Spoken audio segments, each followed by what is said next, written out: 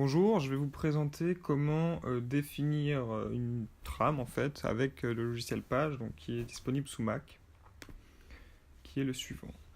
Du coup, on va faire un nouveau document. Alors la trame, à quoi ça sert? Ça sert à avoir un exemple basique de l'utilisation. Donc pour faire un rapport, on définit des titres différents pour des polices différentes. Et il faut définir ça en amont de façon à gagner le maximum de temps lors de la rédaction du dit rapport. Donc si on fait par exemple 5 rapports différents, on peut avoir des mises en forme différentes, mais on peut toujours garder une trame de base pour nous aider à aller beaucoup plus vite en fait. Donc page, comment ça marche? Donc ça, on a une page, c'est un peu comme Word, l'équivalent sur Windows. Donc en haut, on peut mettre des données qui seront visibles sur toutes les pages du rapport. Par exemple, on va mettre le numéro de page. Ce qui est bien, c'est qu'en insérant le numéro de page, on peut mettre juste le numéro de la page, mais on peut également mettre le nombre de pages. Donc si on rajoute une page, donc insertion, on observe que voilà, ça change automatiquement et c'est visible sur toutes les pages. Donc si par exemple là je veux marquer Diaposkin, et ben il sera visible en haut de chaque page. Donc c'est idéal quand on veut écrire genre le sujet du rapport, le nom de la personne qui l'a effectué. Donc on a quand même pas mal d'emplacements disponibles. Donc maintenant, bon, souvent la première page c'est réservé à la présentation, mais on va pas, je vais faire une trame plutôt rapide où on va gérer dans les différentes polices. Alors là, c'est les polices prédéfinies. On a une police de titre, de sous-titre qui va jusqu'à l'étiquette, hein. Donc ce qu'on peut faire, c'est qu'on va supprimer toutes ces polices. On va tout remplacer par le corps, hein, qu'on va garder. Enfin bon, je vous passe ce détail. Je vous mettrai à disposition une trame type où toutes les polices seront supprimées ou j'aurai remplacé par celle qu'on va faire maintenant. Donc là, on va voir comment modifier une police. Alors pour modifier, on va tout simplement sélectionner... allez, on va faire une police. Par exemple, c'est une police de titre. Je veux faire grand 1. Comment créer une mise en page sur page. Donc là, ça peut être le grand titre, un des grands titres de ma présentation. S'il y a par exemple 4 grandes parties, ce sera l'une des 4 grandes parties. On va la mettre un peu plus grosse, en 14, avec une couleur qui se distingue du reste, hein. On peut mettre du bleu assez foncé. Et on peut la mettre en gras. Ok. Pour créer un nouveau style, on va cliquer sur le petit plus, visible ici. Et on la nomme comme on veut. Donc là, en l'occurrence, ce sera titre 1. Donc à chaque fois qu'on aura... je vais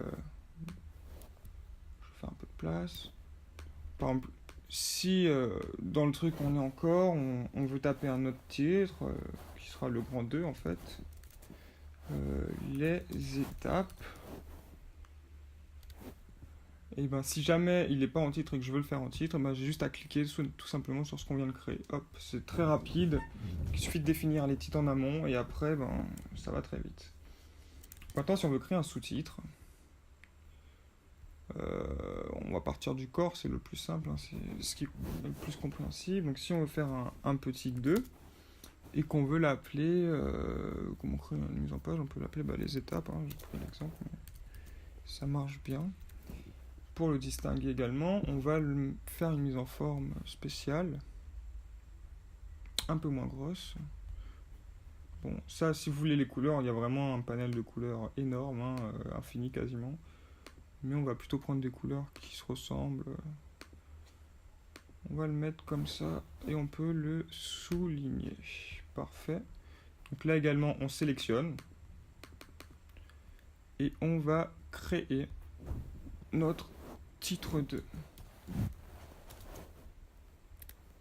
Alors, est-ce qu'il a bien été sélectionné? Je ne crois pas. Non, il n'a pas bien été sélectionné, donc on va le refaire vite fait. Hop.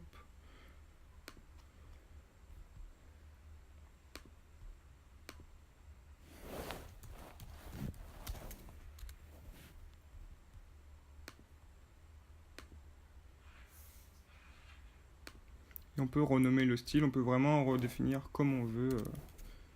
Donc ça, c'est l'étape la plus chiante, enfin un peu longue en fait à définir. Mais une fois que c'est fait, ça va vite, quoi. Et là, on peut faire finalement petit a, étape 1. Donc là, ce sera vraiment encore plus petit, hein, logiquement.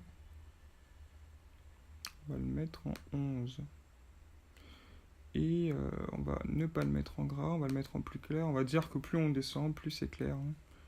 Et je peux même le souligner. Voilà. Et ça, on va créer le titre 3. Voilà, donc là on a créé nos titres, hein, grosso modo.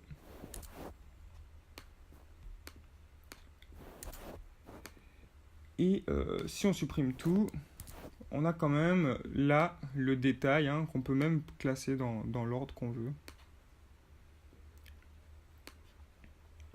Donc maintenant, à chaque rapport, quand on a ça, quand on a défini l'emplacement du sujet, le logo, le nom, ce que vous voulez, le nombre de pages, et ben avec ces titres-là, on a juste à commencer notre rapport, hein, à écrire notre titre.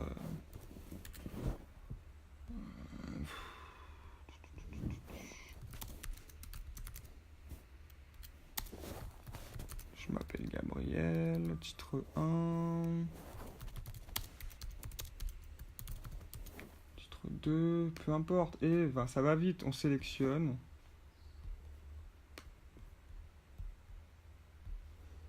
Et voilà, on a notre titre automatisé. À force, ça évite de changer la police à chaque fois, souligner à chaque fois. Donc voilà, c'est quand même très très accessible et ça prend un peu de temps, mais une fois que c'est défini, c'est bon.